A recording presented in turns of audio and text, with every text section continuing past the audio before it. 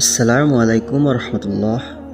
আজ আমরা এমন একটি গল্প শুনব যেখানে ধন সম্পদের চেয়ে বড় হয়ে উঠেছে সততা, দয়া এবং আল্লাহর সন্তুষ্টি। এই গল্পের মধ্যে আমরা বুঝতে পারব একজন মানুষের একটি ভালো কাজ কিভাবে অসংখ্য মানুষের জীবনে বরকত বয়ে আনতে পারে। আল্লাহ তাআলা কুরআনে ইরশাদ করেন, নিশ্চয়ই আল্লাহ ন্যায় বিচার, সৎকর্ম এবং আত্মীয় স্বজনকে দান করার নির্দেশ করেন। আবার রাসূলুল্লাহ বলেছেন, সত্যবাদিতা নেকির দিকে নিয়ে যায় আর নেকি জান্নাতের দিকে নিয়ে যায়। এই শিক্ষাকেই সামনে রেখে শুরু হচ্ছে আজকের গল্প। অনেক বছর আগে বিস্তীর্ণ মরুভূমির পাশে একটি ছোট্ট গ্রাম ছিল। সেখানে বাস করতেন আব্দুল হাকিম নামে এক বৃদ্ধ ব্যবসায়ী। তার দোকান খুব বড় ছিল না, আয়ও ছিল সীমিত, কিন্তু তার একটি পরিচয় ছিল। তিনি কখনো ওজনে কম দিতেন না, কখনো মিথ্যাও বলতেন না এবং মানুষের বিপদে পাশে দাঁড়াতেন। একদিন প্রচণ্ড গরমে গ্রামের একমাত্র কূপের পানি প্রায় শেষ হয়ে গেল। সবাই পানির জন্য উদ্বিগ্ন হয়ে পড়ল। কেউ কেউ নিজের কাছে থাকা পানি লুকিয়ে রাখতে লাগলো, আবার কেউ সুযোগ বুঝে পানির বিনিময়ে অতিরিক্ত অর্থ দাবি করতে লাগলো। এমন সময় দূরদেশ থেকে এক ক্লান্ত পথিক গ্রামে এসে পৌঁছালো। তার ঠোঁট শুকিয়ে গেছে, শরীর দুর্বল। সে কাপা কণ্ঠে বলল, আমাকে একটু পানি দিন, আল্লাহ ওয়াস্তের আমার প্রাণটা বাঁচান। লোকজন তার হাতে থাকা থলির দিকে তাকালো। থলিতে কিছু স্বর্ণমুদ্রা ছিল। কয়েকজন লোক বলল, আগে টাকা দাও, তারপরে পানি নাও। পথিক অসহায় চোখে চারদিকে তাকাতে লাগলো। ঠিক তখনই আব্দুল হাকিম নিজের ঘরে গেলেন। পরিবারের জন্য জমিয়ে রাখা পানি সে কলসিতে করে নিয়ে এলেন এবং তা পথিকের হাতে তুলে দিলেন। তিনি বললেন, মানুষের জীবন বাঁচানো সবচেয়ে বড় দায়িত্ব। পান করুন, আল্লাহ আপনাকে শিফা দিন। পথিক পানি পান করে প্রাণ ফিরে পেল। সে কৃতজ্ঞ হয়ে বলল, এই স্বর্ণমুদ্রাগুলো গ্রহণ করুন। বৃদ্ধ শান্তভাবে বলল, আমি আল্লাহর দেয়া নিয়ামত বিক্রি করিনি, আমি শুধু একজন তৃষ্ণার্ত মানুষকে সাহায্য করেছি। এই কথাটি শুনে উপস্থিত মানুষ স্তব্ধ হয়ে গেল। কয়েকদিন পর সেই পথিক আবার গ্রামে ফিরে এলো। এবার সে একা নয়, তার সঙ্গে ছিল অনেক কর্মী ও সরঞ্জাম।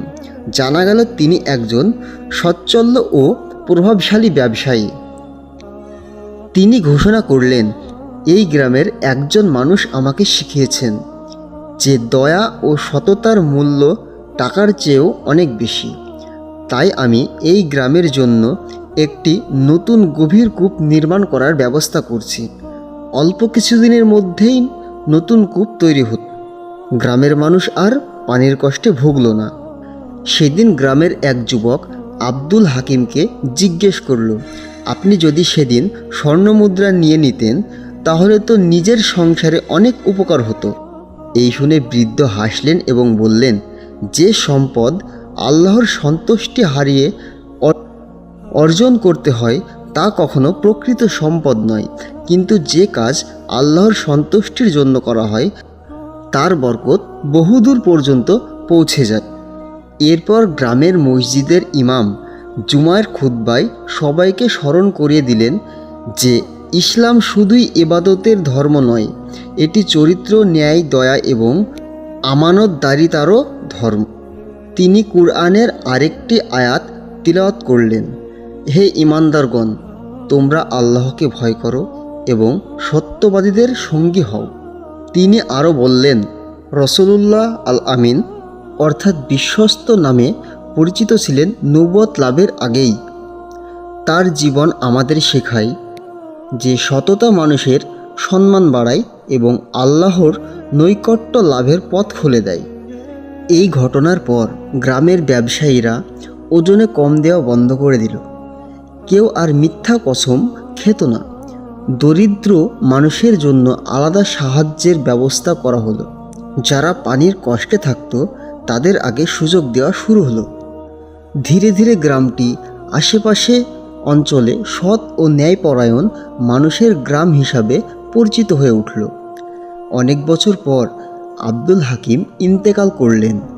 তার রেখে যাওয়া ধন সম্পদ ছিল সামান্য, কিন্তু তার সততা ও উত্তম চরিত্রের এক কথা মানুষ প্রজন্মের পর প্রজন্ম ধরে স্মরণ করতে লাগলো।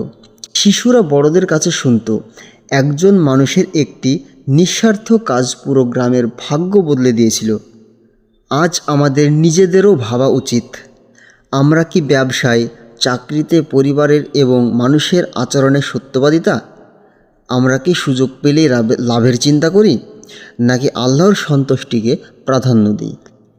ইসলামের শিক্ষা স্পষ্ট, ন্যায়, দয়া, আমানতদারি এবং সততা কখনোই ক্ষতিকর কারণ নয়। কখনো কখনো এর ফল আমরা সঙ্গে সঙ্গে দেখি না, কিন্তু আল্লাহর কাছে কোনো ভালো কাজই হারিয়ে যায় না। আল্লাহ তাআলা আমাদেরকে সবাইকে সত্যবাদী, বিশ্বস্ত এবং মানুষের উপকারে বানান। আমিন।